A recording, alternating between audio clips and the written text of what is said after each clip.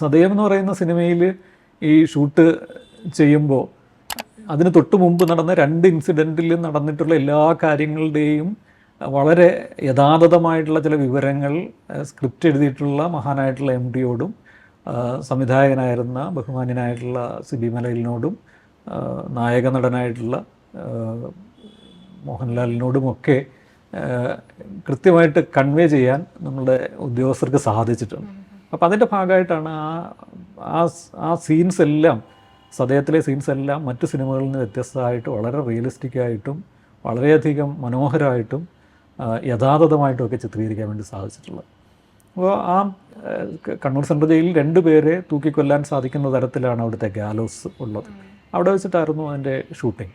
അപ്പോൾ അതുകൊണ്ട് തന്നെ റിപ്പർ ചന്ദ്രനെയും അതുപോലെ തന്നെ ബാലകൃഷ്ണനെയും ഒക്കെ തൂക്കിക്കൊന്ന അതേ സ്ഥലം തന്നെയാണ് ഈ ഷൂട്ടിങ്ങിന് വേണ്ടിയിട്ട് ഉപയോഗിച്ചിട്ടുള്ളത്. അതിന് വേണ്ടിയിട്ടുള്ള എല്ലാ സൗകര്യങ്ങളും മറ്റ് റിയലായിട്ടുള്ള യഥാർത്ഥത്തിൽ ഏതൊക്കെ കാര്യങ്ങൾ ഉപയോഗിച്ചിട്ടുണ്ടോ അതെല്ലാം ഈ ഷൂട്ടിങ്ങിന് വേണ്ടിയിട്ട് സഹായകരമായി തീർന്നിട്ടുണ്ട്.